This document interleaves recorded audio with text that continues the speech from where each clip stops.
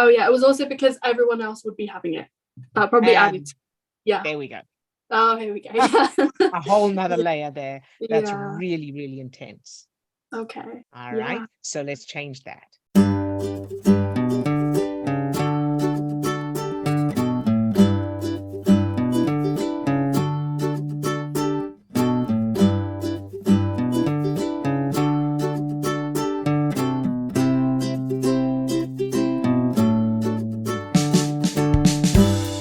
So hello, everyone, and welcome to Live Support with Odille for changing negative implicit childhood memories using the Remmert method.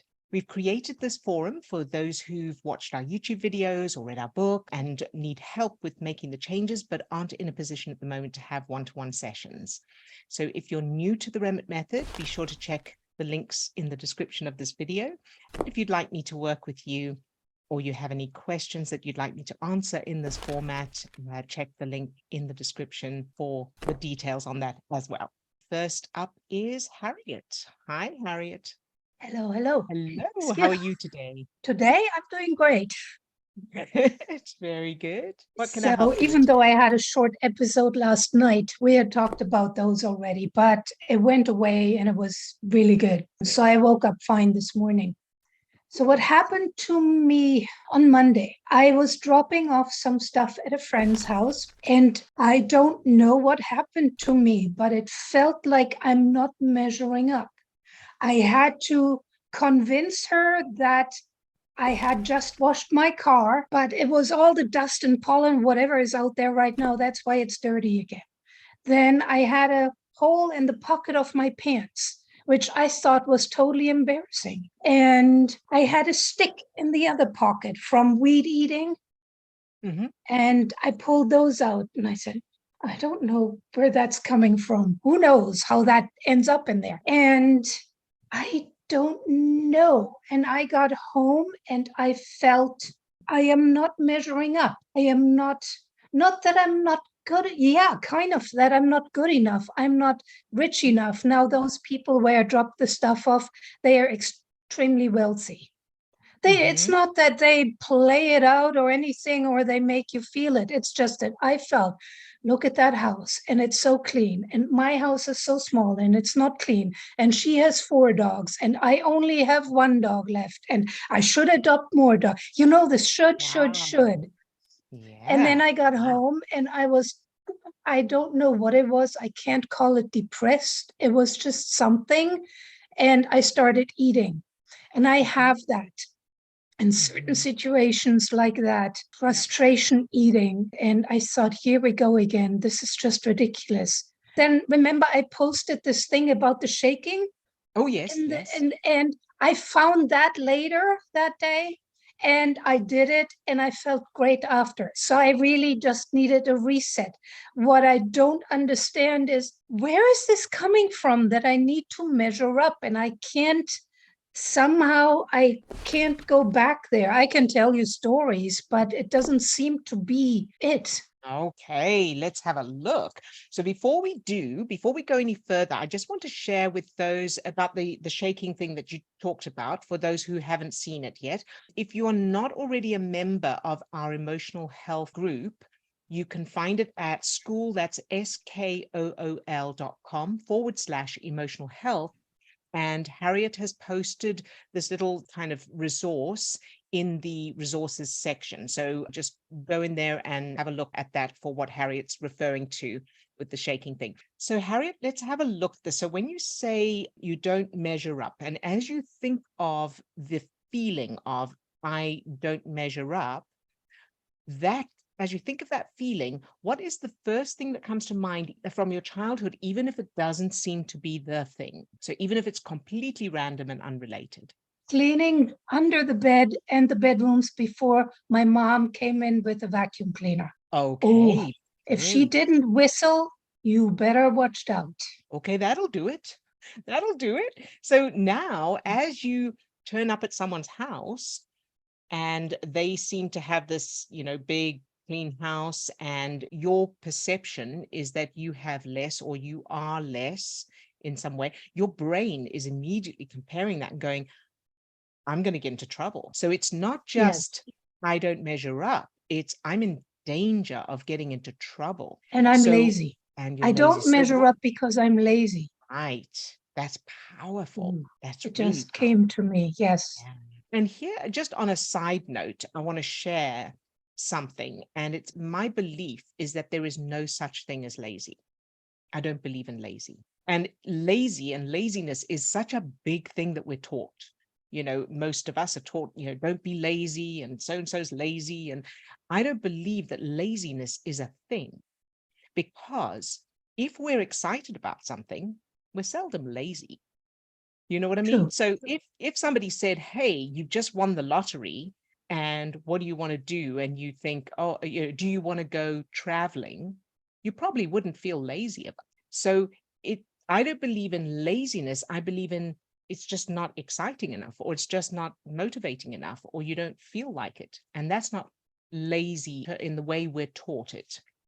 Like lazy is supposed to be a negative thing. So that's just on a side note. So now let's look at, how do you know that you're lazy? Or as a child, how do you know Well, that when I compare myself to my sisters, we talk via WhatsApp every day, and what they do all the time, and what they go for a walk, they go shopping, they do whatever. We're all three, we all retired. And I look around and I think I really should do some vacuuming, or I should, whatever it is. I have to do a deep clean before they come visit, so Mhm. that they will not think less of me. Yeah, there was one sentence my sister said once. She said, the dirt in your carpet is this high. I have no clue where that was coming from, but it was this punch in the gut that I don't understand it. And of course, where it's coming from is her references, not your actual Yes, carpet. of course. Your carpet, I Yes. bet your carpet isn't even that high in size. Never mind No. the dirt, No, right? oh God, no. I have no clue Oh, where that's a that was really coming. plush carpet.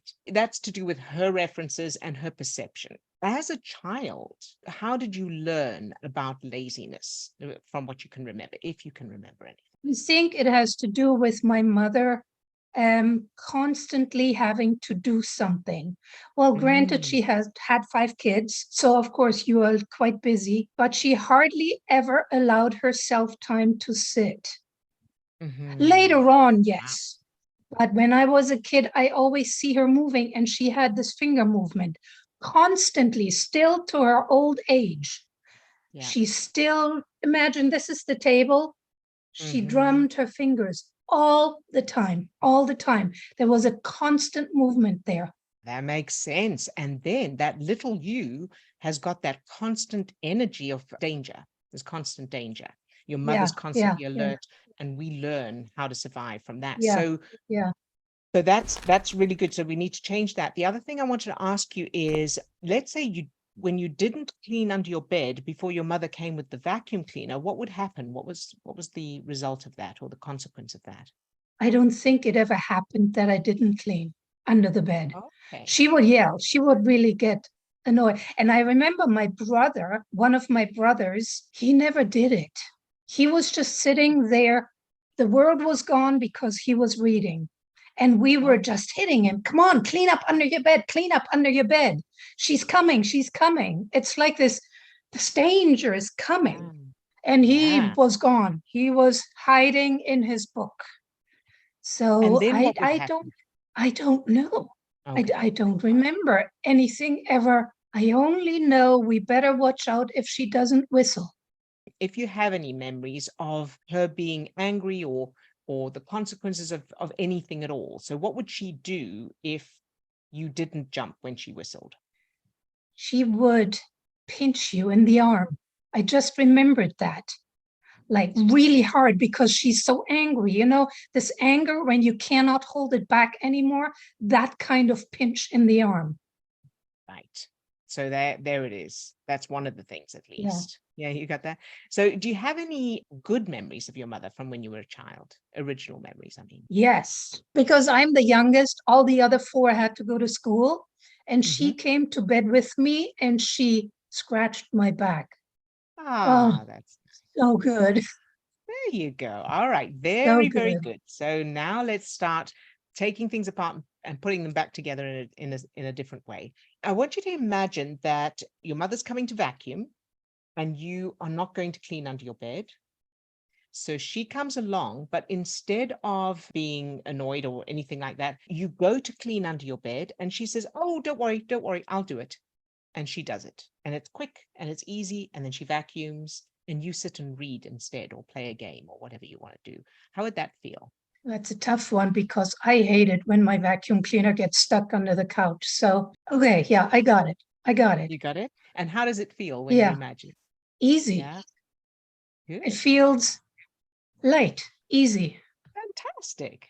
Excellent. All right. So that's it. So she cleans under the bed. She moves everything and that she vacuums. Just while she's vacuuming, it's quick and easy. And you get on with doing whatever you want to do, like your brother.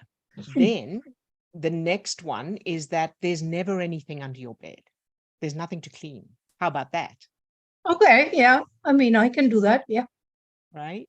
So she just comes along, vacuum. You don't even have to be there because it's all just done without you. And let's put in the whistling. So while she is vacuuming, she's whistling happily. She's whistling a song. All right. Yeah, but that's easy too. That already happened with the first step when she was good. doing the cleaning. The thing is, I can even never remember there being anything under the bed. Right. That's the weird thing. Well, there you go. So your brain was putting that urgency in, and whether there actually was anything under the bed or not, we actually don't know because your brain probably won't, it's not necessarily accurate anyway. Yeah. The important piece is that it felt like there was something, and that's real enough. Very good. Okay, so now I want you to look at your mum's face. So she's got the vacuum cleaner, she's whistling. What's the expression on her face? It looks like she's thinking about other stuff she still has to do. And right now I can feel the stress. There is something, instead of whistling, she did, when you can't whistle and you do just this. Yeah. I don't know if you can hear it. That's what she's doing. So hold on, I need to change that. Actually, what she's just saying is, what do you want to do when I'm done? Mm-hmm. And what does that feel like as she says that? That feels like excitement. Good. Because that means after that she has time. That's what we want. Yes. Yeah. And what do you want to do after she's done? Go outside. Go outside. With I don't know what. Go outside. Let's Good. go outside. And that's it. And so you and your mum, you go outside and do something fun together. Yeah. Sound good? In the yard. Go on the swing. Oh, yes. We had a big, huge swing.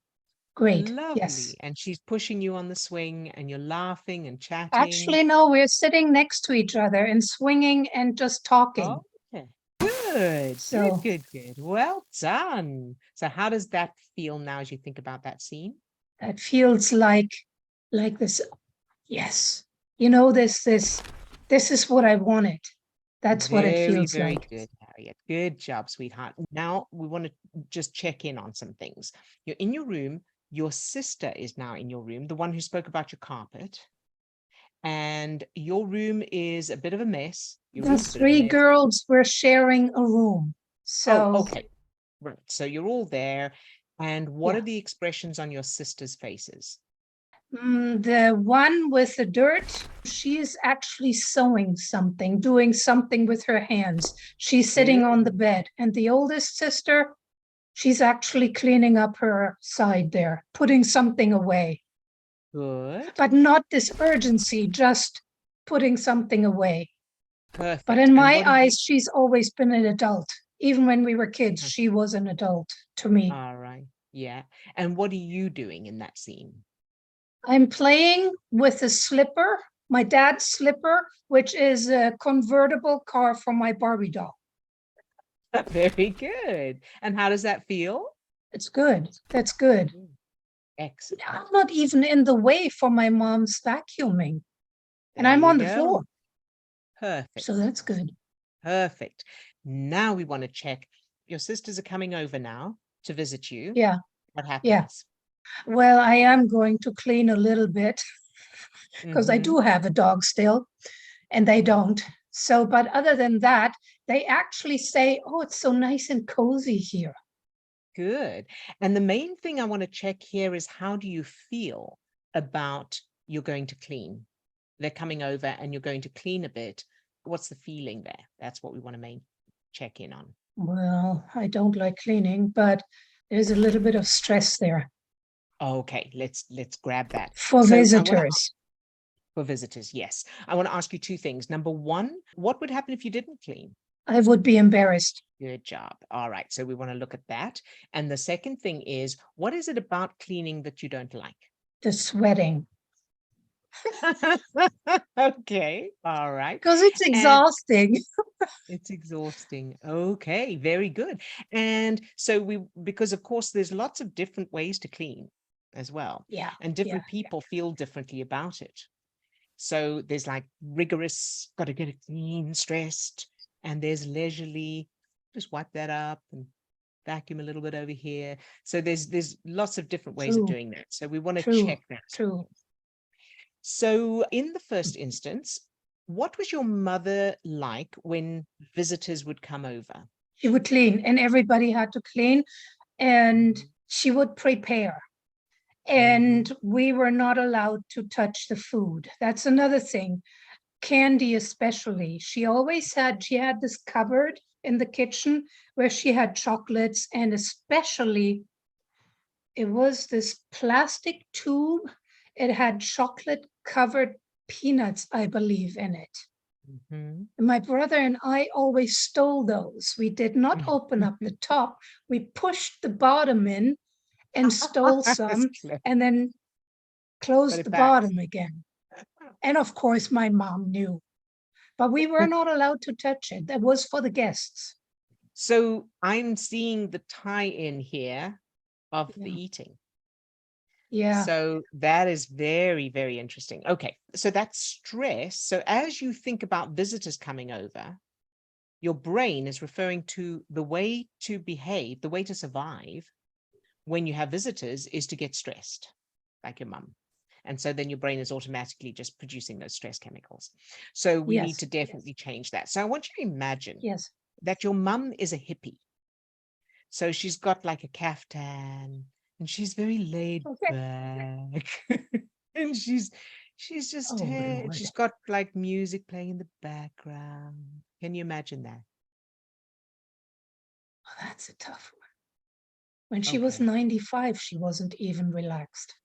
That's all right. So let's take her younger. Let's take her Thank- when she was a teenager. So before she grew up. Okay. Her Yeah, I can parents do were that. hip- Yes. Okay. Now her parents were hippies and she grew up in a commune. So she was outdoors all the time. She was lying in a hammock. Her parents played guitar. Can you imagine that? Yeah.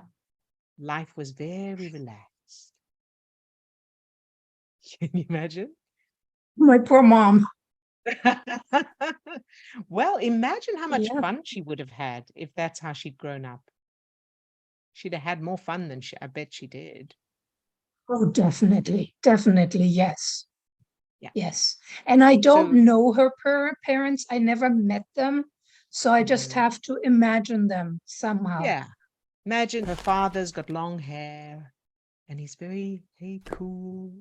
And her mother's also really gentle. And they sit around a campfire playing guitar and singing Kumbaya or whatever. And looking up at the I night can imagine sky it inside, not the campfire, but I can totally imagine it inside inside. where That's there are fine. friends over and they're just drinking wine and talking. And I can totally imagine that. Very, very good. That's really good that you put that in there. There's friends over. There's no stress. Everybody's just enjoying being together. Yes, Good job. exactly. Very good. Yes. Excellent. And now imagine if that was real, if that's really how your mother grew up, and you imagine her being like that as well. I totally can imagine that. I'm just thinking she would have had completely different friends. Yes. And her brother, I can totally imagine him like that. Good. The Very whole family would be so much less stress. exactly. this performance. It was always a performance. Absolutely. And it was, yeah, it can just totally be relaxed. There you go. This is quite a common thing. I know I had it very much so, people coming over, and there was always stress about people coming. In fact, when I was a child, we very seldom had visitors because it was all about, don't let the people in kind of thing. It was this big like danger about other people. And Yeah. so that took me quite a while to change that as well. And so now, if you imagine, because the truth is that there is no danger, even if someone came over and judged you. So what? It's not going to do anything to you physically. It's not going to hurt you. True. Right? True. The only thing that happens is the chemical reaction inside ourselves. And we can change that. But because of the way the brain is, when we feel judged by someone, the chemicals that are produced are the same ones that would be produced if our life was in danger. So it feels life-threatening, even Yes. though it's Yes. not, right? Yes. Getting waves of goosebumps because the freedom and liberation when you realize that, and when you're able to go, so what? Yeah. It's okay. So then you can enjoy connection with people, because then you're not worried about, what they're thinking and all of that. And they may or may not think those things, but it doesn't matter. I don't even know what they would think if they came to my house. So it's Exactly. yeah. And the thing is that Yeah. when people come, you're focused on the connection between you and enjoying that time together. And the surroundings aren't that important, unless of course there's something life-threatening or something, but it Yeah. really is Yeah. Yeah. important once you have Yeah. that human connection. Now imagine, so that's your new background, your mother's new background, and then your mother is like that. Now can you imagine people are coming over and your mother is expecting visitors, and what's the feeling? How do you feel? I'm looking forward to it, actually, That's it. Very, because it's very good. always fun. There you go. Perfect. Yes, it's always fun. And my mom Yes. always cooks. Do you know what goulash is?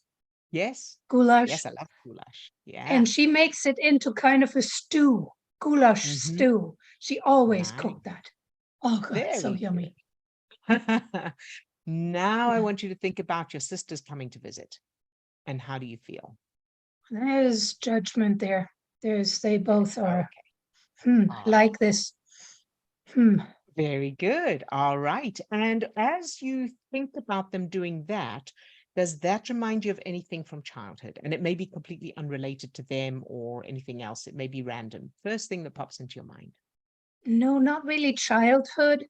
It is, since I've been in America, I have changed a lot, and other things are important to me than having this spick and span gleaming house, which they don't have either. You know, Okay. that's the thing. It's not a So that's Martha Stewart interesting. house. Yeah. So it's cleaner than mine. I mean, I know I need to paint the walls, but to me it's So not let's say important. But to them it is. Okay, good. So let's say they come and they have that attitude and they're looking down their noses like that. Then what? It is only the first, I would say, hour where it's uncomfortable, and then I'm over it, and then I guess they are over it too. Okay. And so apart from all of that, so let's say your house is perfect. It's completely clean and organized and the walls are painted and all of that. Then what's their reaction when they turn? Well, then they will love it. Okay, very good. I was just checking there if that is the connection or if there was something else. Yeah, yeah, Okay, yeah. very good. So now we're going back to, you haven't done anything. You're not cleaning up before they come. They turn up. What do you love about spending time with your sisters? You know, it's really interesting. It is harder spending time with them when I'm there visiting than the anticipation to visit them. I completely look forward to visiting them, but when I'm there, it's like, oh God, I think I want to go home. Interesting. It's And what really is it weird. about? Last year when I went over, I brought COVID with me and I gave it to everybody. And I stayed at my oldest sister's place for 10 days till we all kind of got over it. And that was fine. Okay. That was totally perfect. We got along and we talked. There was nothing being scared. There was nothing about being lazy or whatever. Nothing. Kind of Okay. as if the COVID was an excuse in the background for sleeping longer, for not going Mm. for a 3-hour walk and stuff like that. Yeah, interesting. And of course, it's perfectly possible that they feel the same. That, in other words, when you go over, then they're making an effort to go for a walk and do things Yes. more than they Yeah. would Yeah. when you weren't there. So you're probably all trying to impress each other. That is Right. very true. And we do that every day. I'm going to do this and this and this today. Ah, It's like a, you know, like yeah, a checklist. Okay, have we done enough today? yeah. Now I want you to imagine that your mother, so let's go back to the hippie mother. Your mum spent her time relaxing and enjoying herself. And she encourages all of you to do the same. So whenever one of you, the three girls, you say, oh, I'll wash the dishes or I'll go and do clean up or that, your mother goes, no, don't worry, we'll get it later. There's no rush, relax. And she keeps putting the focus on the enjoyment, the connection between you all, because that is what really matters. Yes, it does. That's true. It's true. Because no matter how clean the house is, if that person is no longer there, doesn't Yeah. matter. Yeah. Also, the stress of having the feeling that you have to do something Yes. can go Yes. away. Exactly. And I Exactly. think So, when I was at my other sister, the one with the dirt, when I was at her house 2 weeks this past July, I think she enjoyed it very much when I basically allowed her to just sit in the chair and read because I hey, sat on the sofa and read. yeah, that's it. And, I know that's happened with my sister as well, where it's incredible when you discover that you can give each other permission to not have to Yes, prove yes, anything. yes, And yes. that can be really empowering and liberating. Yeah, yeah, And of that is course, you very want true. to do that for yourself, inside yourself, so that you don't need the other Yeah, person. yeah, But yeah, if yeah, yeah, you have the other person there and you're able to, that's yeah, extra stuff. And I know when I was going through a lot of stuff a long time ago, my sister did that with me when I came and stayed with her. And she said, you're not allowed to do anything. You're not allowed to look for a job. You're not allowed to clean up. You're not allowed to do anything. You're going to just stop and relax. And it was yeah, so hard to do. It was so yeah, hard to do. I felt so yeah, uncomfortable. It took me yeah, ages. And yeah, she kept reassuring me. No, and she got quite, strong with it. Nope, you're not allowed to. You can do yeah, what's enjoyable. yeah, You're not. Yeah. yeah, And so doing that with yourself, reminding yourself just there while you're by yourself, when you think, oh, I should paint these walls and I should do this and I should do that, answer it, answer it, answer it. Answer it in the moment, the way you did with your sister. yeah. And say to yourself, That is true. I don't, Yes. yeah, I don't should anything. If I feel like it, I will. If I don't, it's okay. So you're giving yourself permission. It's not life-threatening. There's nobody outside of you saying you need to do anything. True. That is very true. Yes. Yes. And it is so much more important for you to be feeling good than for your house to be clean. And I the also interesting, just thought if these rich people come to my house, maybe, maybe they like it because, or they like me because I am not so, let's just call it complicated, or this, because I love it here. I mean, I like living here. So it's that's that it. other And thing would that's be far too stressful for me.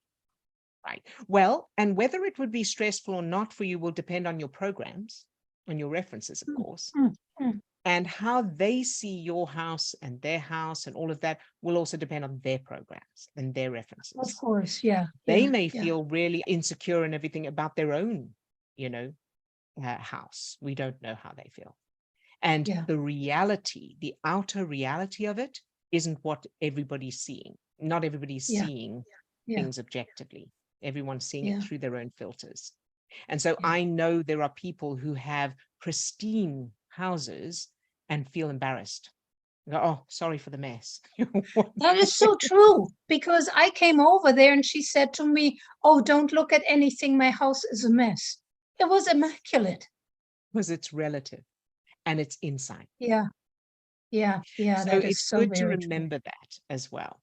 Yes. And Yes. so Yes. practice those memories of really Yes. establish those memories of your mum being really laid back. And the house is what it is. Yes. It doesn't matter. Yeah. And the Yeah. full focus is on having fun together, connecting, That is having the fun. important. Yeah, that's so important. That is so true. Exactly. Yes. God, thank you. Good. Yes. You're welcome. Good. So that when your sisters come to visit, what you're focused on is how much fun you're going to have together Yes. and how lovely Exactly. it is to be with each other, Yeah. Yeah. appreciating that time together. Yeah. Exactly. All right. Okay. How does Perfect. that feel Perfect. now? Yes. That Good. is, oh, so much better. Yay. Oh, Good job. yeah. Very Perfect. Thank good, you so Harriet. much. Thank you. Thank you for the question. Good job. All right. And next up we have Swasti. Hi, Swasti. Hi. Hey, how are you today? I'm good, thanks. I just have a quick question. So it's regarding this like work. So recently I've been feeling like I'm floating. So but that like as in have really like nothing to work on, but that feels uncomfortable to you, which I understand is probably like programming. But that's okay. But I feel this obligation that I have to continuously do the work or else I won't get there. Which I know so okay, so the belief is I have to change certain number of memories before I can get to whatever I want to happen, whatever the end destination Touchstone vibe is. But I know that's not true from before. So that's my question. Why is that true? Or do I have to, or is that just a feeling inside me? Okay, so there's probably a reference there, but let's have a deeper look. Let's first of all answer the logic of it in that you wanted to end up in the university you're in at the moment studying medicine, right? That was your original, when you first came to us, that was your goal, right? Original. Yes, yeah. Right. And so what would your answer be to someone else who said, so how many memories do I have to change? And do I need to carry on changing memories? So from where you are now, where you've achieved what you wanted to achieve, yes. What would you say? No, it's not like a set number, but there is a certain amount of change that happens. I understand that something inside you changes and there is a definite almost end feeling that definitely does exist. It's like when I finally let go, it's like making peace with the worst case scenario, which took a certain amount of work, but it didn't take like a finite number of memories. Correct. In addition to what you've just said, the brain keeps moving the goalposts. Yeah. And that is what continues the work. So you are where you've gone way past achieving what you originally wanted to achieve when you first came to us. Yeah. Right. Definitely. You achieved that a long time ago. 4 years ago? Yeah. 3 years ago? 3 years ago. 3 years. Right. And then along the way, your brain has gone, okay, but now the next thing, but I want that. Now I want that. And that's normal. That's human. And that's how we progress as humans. Because if we just stopped when we got one goal, we'd never move anywhere. We'd never grow. We'd never have families or anything like that. We'd stop at, I want to pass the test in school, and that would be it, right? And here's the thing, we're not doing it consciously. Well, we do it consciously as well, but it's running on automatic as an instinct, as an unconscious thing. And, people say, I remember my grandmother saying, you're never satisfied. You'll never be satisfied. And now I'm thinking, no, that's right, because that's human. That's who we are. So when we get what we want, then we want the next thing, and the brain is automatically focusing on the next thing. And we forget about the thing that we got. Yes. Because it's not needed for our survival anymore. Okay. Does that make sense? It makes sense. I think what bothers me is that I have no urgency to do this work. Before I was very, very disciplined, even though my memory might be distorted completely. Yeah, it probably is. But like I was very disciplined. So if something came up, I was asking questions, I was changing, I was practicing all day with the memories. Now I don't do that, but I do it when it feels good. So but I'm not doing it like the same disciplined way. So that's probably the thing that I feel like, am I lacking something? That's a reference, I would say. So Okay. let me ask you, how do you know you should be doing it in a disciplined way? I just feel this urgency in me. Like it's a feeling of I'm missing out. Okay, and what are you missing out on? It's like something could happen good if I change this memory, Oh, there we go. That is really good. So that feeling of something good could happen and you might miss out on it, what's the first thing that pops into your head from childhood? And it may not seem to be related. It may seem random. Or what did you miss out on in childhood? Okay, so there was always this man who was used to, like the ice cream man, that was like an equivalent. It was like a lollipop man. And you always had to like chase after him in the village. It's funny now. But before, like if you missed him, he only came once or twice a week. If you missed him, you missed him. Oh. So I think I feel? remember missing him a lot. And then also my grandma would never give me the money in time. But I think we addressed this stuff. There it is. There it is. That is spot on. You know why? Because you didn't have the control. Yes. Because you couldn't go, okay, well, I'll chase him quicker or I'll start sooner, because your grandmother didn't give you the money in time. You had no chance. I got waves of goosebumps as I'm saying that. Because that little you was completely at the mercy of your grandmother as to whether you were going to miss out on something that you wanted so much and that was only coming once or twice a week. Yeah, I can understand. Urgency. Yeah. I mean, I can imagine how that urgency of gives you, he's going to go, I'm going to miss him, and she's not giving it to you in time. Does that make sense? Oh yeah, that's sad. Yeah. It is. It is, because to a little child, that is so important. From an adult perspective, you'll catch him next week. It's only a lollipop. It's not that big a deal. But to a child, it's the world in that moment, because it means something so much more than just a lollipop. Oh yeah, it was also because everyone else would be having it. That probably added. There we go. Oh, here we go. A whole nother layer there. That's really, really intense. Okay. All right. So let's change that. Okay.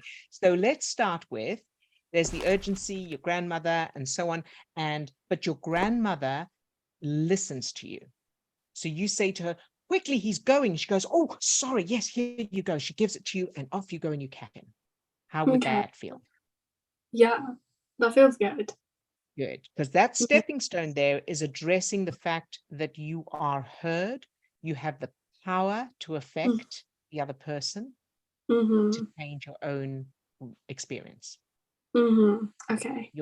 They listen to you and they respond, and they take it seriously. She takes it seriously. So it's urgent. Because it's urgent to you, it's urgent to her. Yes. And that's a powerful message. Yeah. All right. So that stepping stone, practice it until it's established and you can feel it strongly. Next stepping stone is, she doesn't get the money in time, but she stops the man. She says, hey, hold on. Wait for my granddaughter. And then she gives you the money and he stops and he waits for you. How would that feel? Yeah, that's good, because my grandma would get vegetables the same way. So this is just how the village was run. But she would stop her vegetable man. She would never stop mine. Yeah. There you go. Yeah. And that says you're not important. Yeah, I'm not important. Exactly. Yeah. So she stops your lollipop man.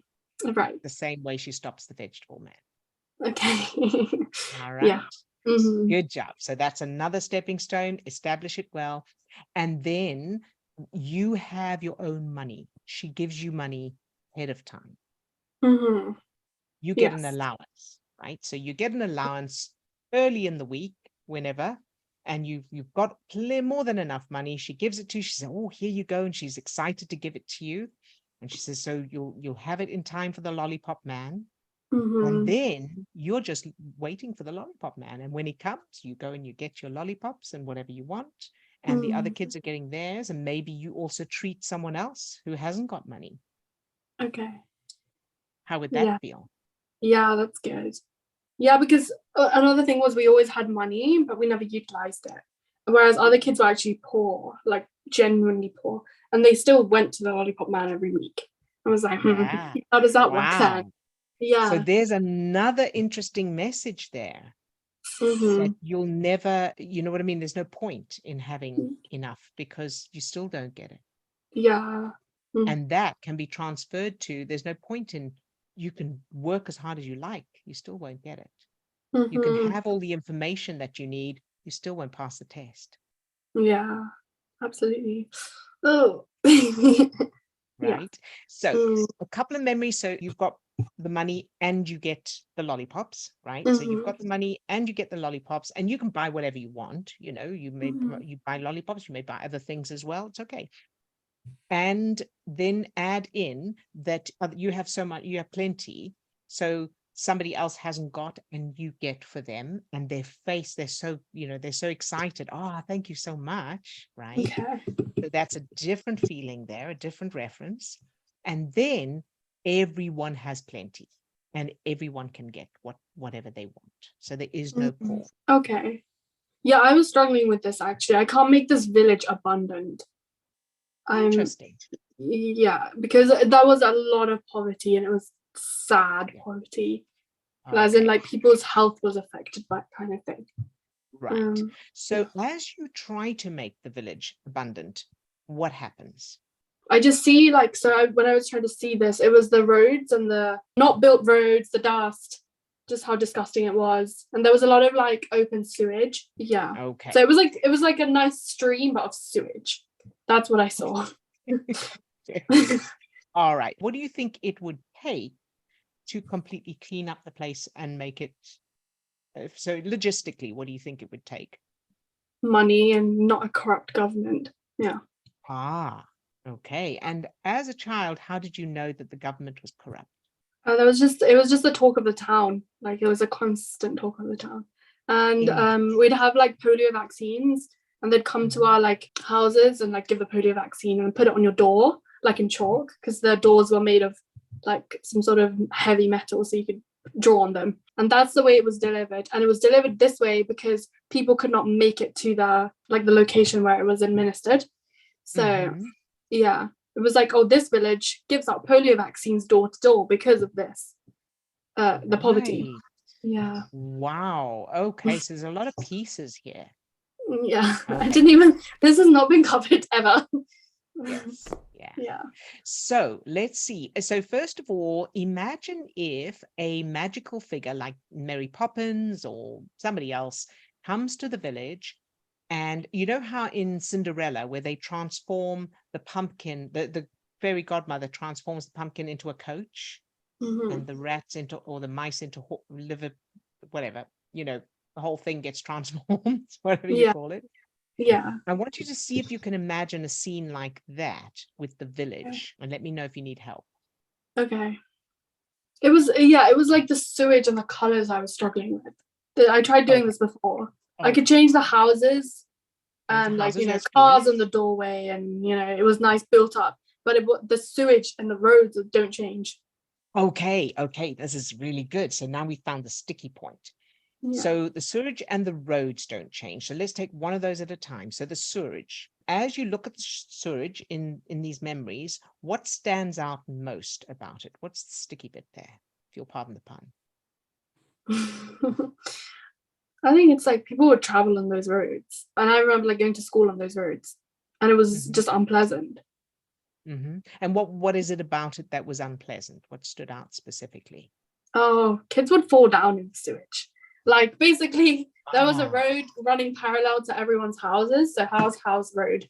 And then if there was like a big vehicle and kids were walking alongside because there's no pavement, you could fall in that. I don't think I personally ever fell in, but I witnessed a lot. But you watched it. There it is. Yeah.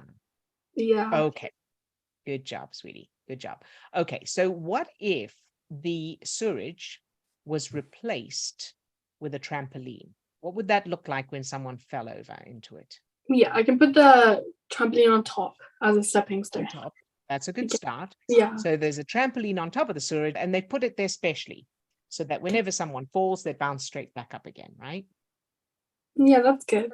That's good. And some of the kids, when they fall, they stay there a bit bouncing because it's fun before they get back onto the pavement, onto the road. Some That's of them funny. fall on purpose. Yeah. So I want you to really establish that as a stepping stone. The Mhm. trampoline is over the top of the sewage. Okay. Okay. So now as you think about, let's change that sewage underneath the trampoline to just water. It's a river or it's a stream. What happens? Can you do that? And if not, that's okay. Just let me know. Yeah, now I can. I'm struggling a little, but I can kind of see both. But then if I focus on the water, I can see the water. Good job. Very, very good. So keep focusing on the water. So for everybody as well, when you have that where you're creating a new memory and you've got both the old memory and the new memory at the same time, and it's either they're both at the same time or it's flipping back between the two, that's part of changing those neural networks. Yeah. Like when you learn a new phone number, you want to practice the new phone number, not keep going back to the old one because that takes longer. So as that happens, the switching back and forth or both at the same time, make sure that you choose your focus on the new one to really establish those new neural networks, and then your brain will change it. So Yeah. as you do that, let's add a little more. Okay. What would be fun to have in that water? Fish? Yeah. or Yeah. I was else trying to in add that fish? before. Yeah. Fish. Yeah. And like a little rainbow, when like the water and light. Yeah, that would be so nice. A little Lovely. And what leprechaun. about Yeah. leprechauns? Fantastic. Absolutely. When you think about that river, focus in on all the lovely little additions to it. Mm. Oh, and when the vehicles go past, there are trees. Like it's so nice because it's wide enough for everything. That's lovely. There you Yeah. go. Good job. And now let's have a look at the roads. So what are the roads like now? Yeah, the roads are safe. There are no potholes. It's like newly built tarmac roads. So the piece, the anchor that was holding the sewage and the crummy roads in place was the children falling into it. Yeah. Your brain could not change, it could not let go of that because that seems so dangerous. So now that we've changed that, now the rest can change. It's safe. Okay. Yes. Okay. All right. Yeah, but I still have this feeling of lack. Like, how do I create abundance in this place? Because I have been feeling lack recently, but I didn't know what it was. And this is probably it. Yeah. Okay. So if there was abundance in this village, so let's say it's always been abundant. So we change it. Let's say reality in real life, it actually was abundant. How would you know that it was abundant? How would you know that you grew up in an abundant village? What would that be like? Okay, so like where I live in the UK, like back home, is abundant, and it has a vibe. It has a vibe. Like you see cars in the doorway, like of every place. People have swimming pools in their backyards. Like you feel. It just something about it just feels like luxury. Good. Okay. So I want you to imagine the village here, right, that you grew up in, and then where you live in the UK here. And I want you to put the UK one in front of the village, and then bring the village through the UK location. And as you do that, as the village comes through the UK location, it takes on all of that, or all of that abundance, that vibe, the swimming pools, cars. Can you imagine that? Yeah, and I can mix the community vibe too, because India had a good community vibe, whereas like Guildford does not, but Guildford has luxury. I mix them together. There you go. Now you've got the best of both worlds. Okay. Very good. So now as you think of the village you grew up in, what's there? Well, I instantly feel this like, it's great. It's a blessed place to be. Fantastic. Good job, Swasti. That feels Excellent. good. Now let's look at, how do you feel about the fact that you have to do work, that you have to do this work, or you've got memories to change and stuff like that? Well, yeah, I feel more abundant now. Like I have a lot more than I think. Yeah, and I have to like consciously tell myself I don't have to do this work like endlessly for hours and hours a day.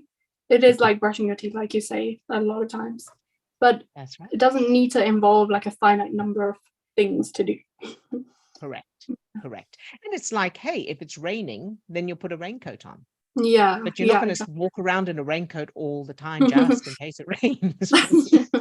That's true. Yeah. Mm. There you go. And the same for, you're not brushing your teeth all day either, or you're not going to the dentist every day. You know, you need to go to the dentist, you'll go to the dentist, and in between you won't. You'll just maintain. Okay.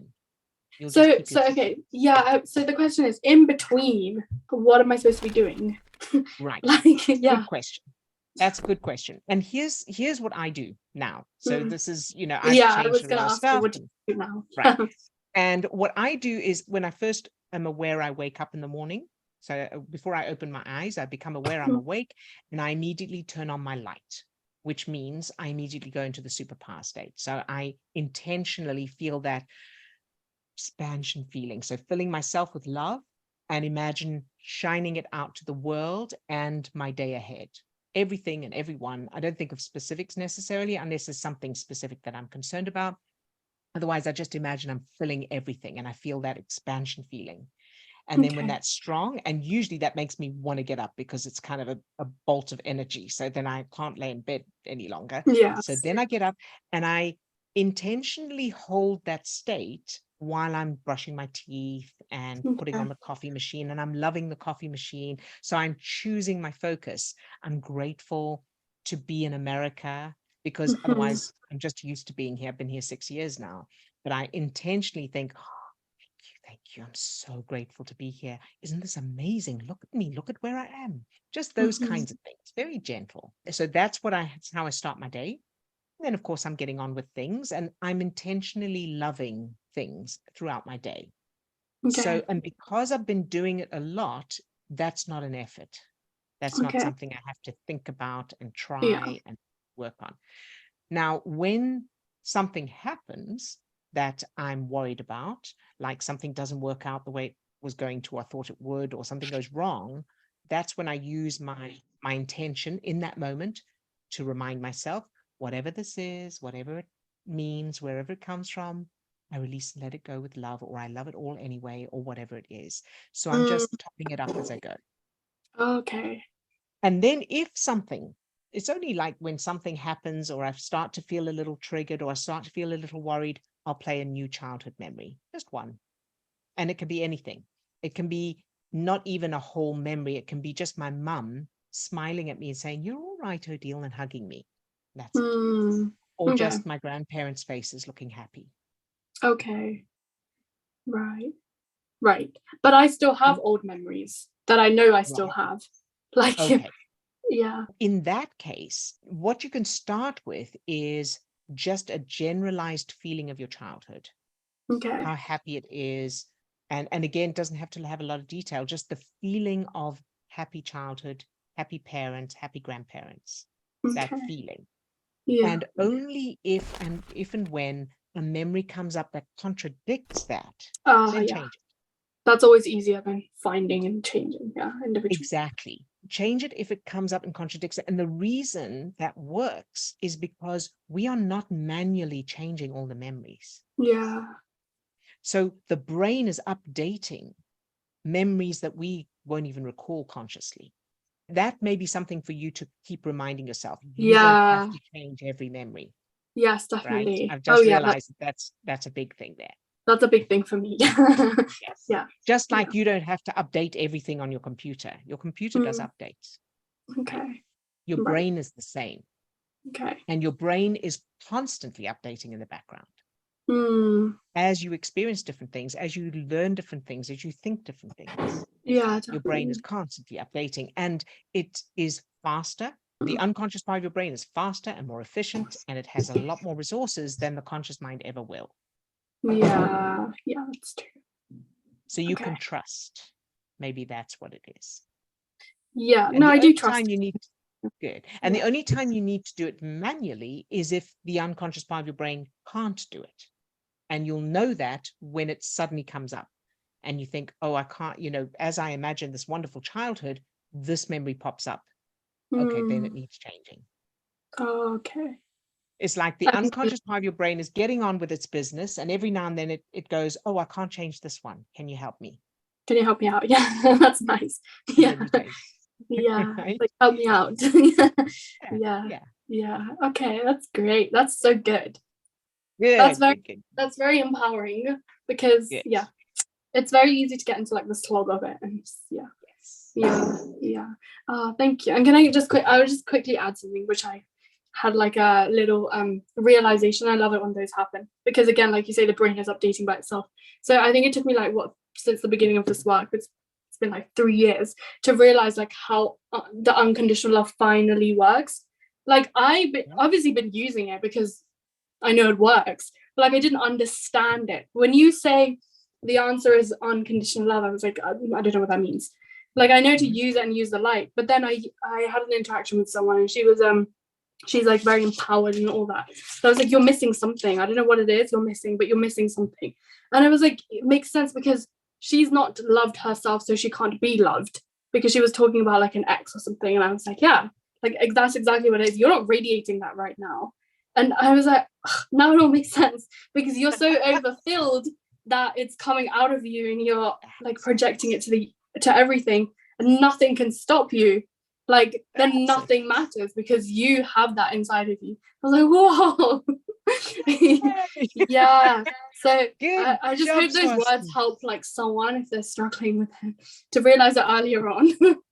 Good job, sweetheart. And that is spot on and well done for that insight. And thank you so much for sharing it, not only with us. It is easier when we're trying to explain something to someone else.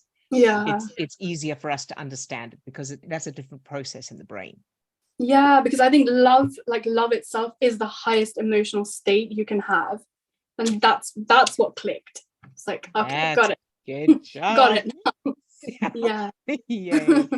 Thank you so much, Swasti, and well done, sweetheart. I'm so proud of you. As always. You're very welcome. You're very welcome.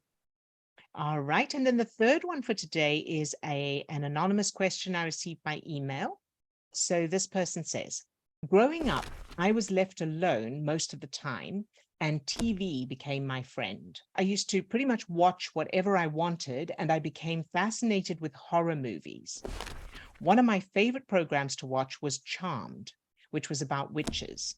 Do you think watching scary or emotionally heavy programs as a child would have any effect on you as an adult? This also leads to my next question, which is about witchcraft. I live in a country where people believe in this and practice it. What are your thoughts that somebody's life could be in such turmoil because of spells or witchcraft done on them? As many people in my country consult with witch doctors who then give them potions or rituals to remedy this. Further, what is your opinion on using magic to better your life? Thank you in advance. So thank you for these questions. They're very, really good questions. And I'll answer the first one first. So absolutely, watching movies and television programs as a child absolutely can affect you as an adult because they contribute to your self-image and worldview, just like any other experience. So bearing in mind that even though the conscious mind knows that what you're watching isn't real, the unconscious part of your brain doesn't know that. So that's why you still feel the feelings while you're watching, even though it's not real. And just like other experiences, how you experience what you're watching in the movie or the TV show will be determined by the existing references from other experiences in your life. So there's going to be a difference between a child who is already experiencing feeling unsafe, unloved, or lacking in some other way. That child watching a scary movie will have a different experience to a child who already feels safe and secure at home and is getting everything they need in the way of affection and support and security from their parents. That child watching the same movie, those two children will have a different inner experience and it'll affect them differently as adults. So just like all experiences, as the brain is registering what we're seeing in the movie, it's referring to previous childhood references for what it means, and therefore what chemicals to produce, and whether or not to add this new information to long-term storage as part of our self-image and worldview. And I worked with a client a few years ago who she couldn't use her imagination. She wasn't visual. And she really wanted to be visual. She wanted to be creative and be able to imagine things visually, but she just couldn't. And we traced the references back to when she was little, and she would watch scary movies with her older sister. And her sister would cover her eyes as they watched the scariest bits. So the combination of her particular references from childhood experiences resulted in her brain learning not to see. It was dangerous to look. So she couldn't imagine, she couldn't be visual. Then once we changed those memories, she was able to be visual in her imagination, and it was no longer dangerous to see. So definitely change those memories. And I would put in a stepping stone of watching those movies and TV shows, The Charmed and anything else, with your parents. So put your mum and dad either side of you, cuddling you and reassuring you, and you're all enjoying the thrill and the excitement of what you're watching together, with that feeling of being safe with your parents and that connection. Then, so establish that stepping stone. And then the final memory is replace any of the upsetting or scary scenes in those movies and TV shows with funny ones. So put in some scenes that you would find hilarious and create those memories of you and your parents crying with laughter at what you're watching. So again, you're the three of you together. So it's still strong, intense emotion, but it's laughter instead of fear. So I hope that helps. And now for the second question, which was, what are your thoughts that somebody's life could be in such turmoil because of spells or witchcraft done on them, as many people in my country consult witch doctors who then give them potions or rituals to remedy this? And can you use magic to change your life? Okay, good one. So I know that there are certain points throughout my life. I remember my family also believed in curses. So they believed, I remember my grandmother and my mother talking about that our family had been cursed, and that explained why they seemed to never be able to achieve success despite all the work and the efforts. And I know that they went to witch doctors as well, and psychics and that kind of thing. And so there was this thing of it's some kind of generational curse.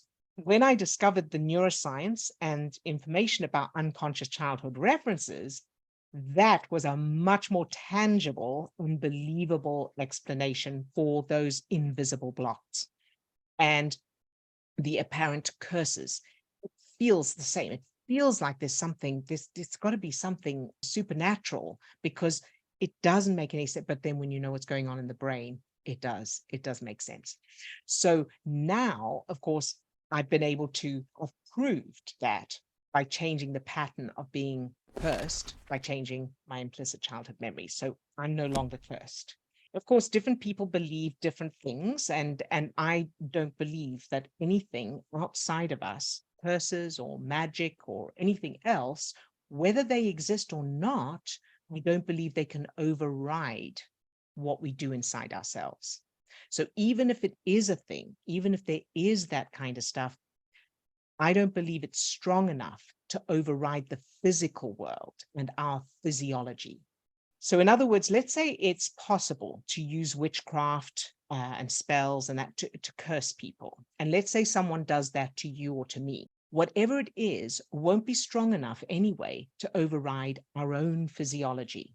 And anyone who's tried to use energy or energetic modalities to make changes to any part of the physical universe will have realized it's not that easy. It takes cooperation.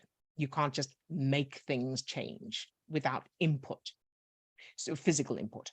So it's only if I join in with that, the idea of that curse, or if my implicit childhood memories are in alignment with whatever that curse is, that I'll be able to experience it.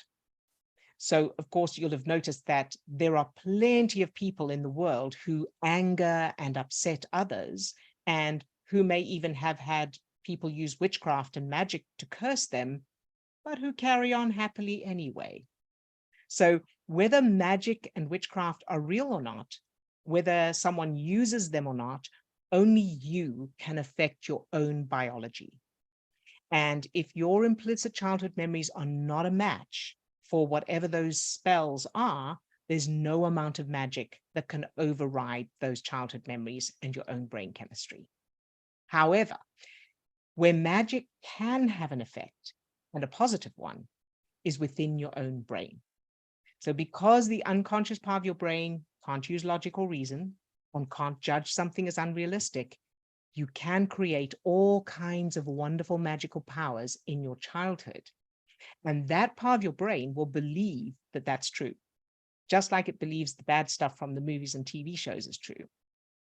So you can use that to your advantage to empower yourself. So I hope that answers your question on that. But of course, let me know if you need more information or more clarification on any of that. All right, everybody, I think that's it for this week.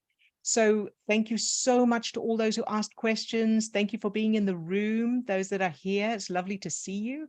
And I will see you next time. Lots of love. All the best. Bye-bye.